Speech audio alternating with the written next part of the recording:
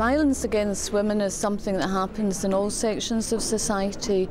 It happens in the very wealthy parts of society as well as the poorest society in all cultures. Today's event is part of the 16 Days of Action Against Violence Against Women, which is an international campaign aimed at raising understanding of the impact of violence against women and changing the cultures and the way that people live their lives. Today is part of Doorway's series of events marking the 16 Days of Action for the Elimination of Violence Against Women, which starts on the 25th of November and it runs through to the 10th of December. We organised last Thursday an information fair down in Burnbank. It was well supported by the statutory and voluntary agencies, and indeed the public came in and benefited from that as well, so that was a very positive day. We've got the shoes exhibition here today, which is owned by the YWCA. It's 104 pairs of shoes that represent the number of women on average who die every year as a result of being murdered by their partner or their ex-partner. We had the exhibition down in Rutherglen. We brought it up here today for the conference, and our final event is the conference today.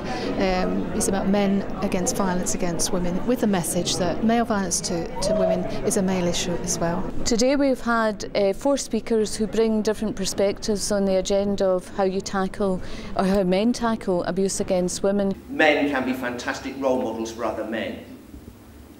The Australian White Ribbon Campaign, which is one of the predominant campaigns around the world, has 150 ambassadors, male ambassadors, from the fields of work, from the fields of sport, from the fields of entertainment.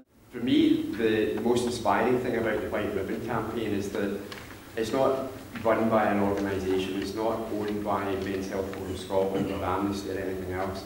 It's a campaign for and by men themselves. The whole strength of the White Ribbon Campaign comes from the men who are involved in it. You can interpret things how you like when you want to do something. My forefathers did this, my grandfather did this, my father did this, so it must be okay. Because I really haven't got the time to go and study what this is really about, so I'm just going to carry on.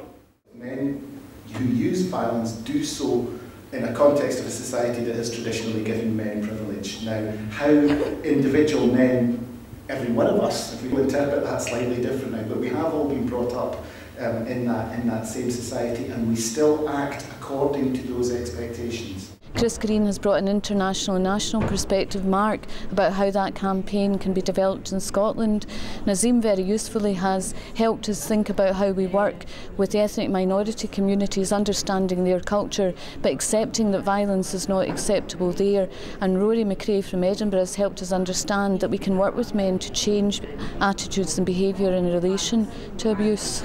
Men need to be part of the solution. Women's organisations have said that they want men to be involved in being part of the solution. The White Ribbon Campaign, quite simply, is a pledge for men never to condone, commit or remain silent about violence against women. It operates throughout the world and there's a large Scottish branch. The event has been amazing to have 200 people in this room looking at ways for men to be involved in solving the problems. I think it's important when we're tackling any of the problems in our society, we need to value the diversity of the solutions that are on offer. And sadly that's been missing for a long, long time. We're still trying to look at similar solutions to diverse problems. Islam has a very positive and an effective solution in relation to men or Muslim men who are violent towards Muslim women. And we need to ensure that religion and faith are part of the solution and not the problem. Peer education and getting involved is very important because people respect the opinions of their workmates and their relatives, but also we have celebrity endorsement which helps recruit people in the first place. Scottish Amnesty have got 10 leading Scottish men to sign up to the White Ribbon Campaign. These are all people that men of all ages can relate to.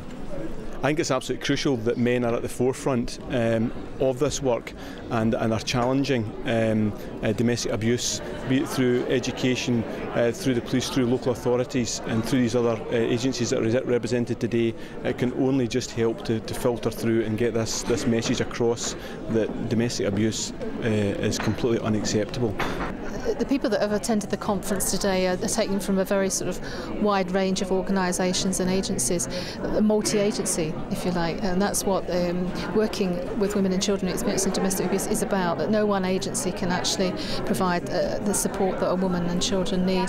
So we're hoping today that the agencies that are here, the representatives from agencies, can take that back to their workplace, the message that they can engage with men to actually stand up alongside women with the issue of ending male violence to women, both professionally in terms of their practice and in their agencies, but also in their personal lives as well. My role was a psychiatric nurse in an acute admissions ward in South Lanarkshire, and we get quite a lot of women coming into the ward under stress and anxiety due to abusing partners.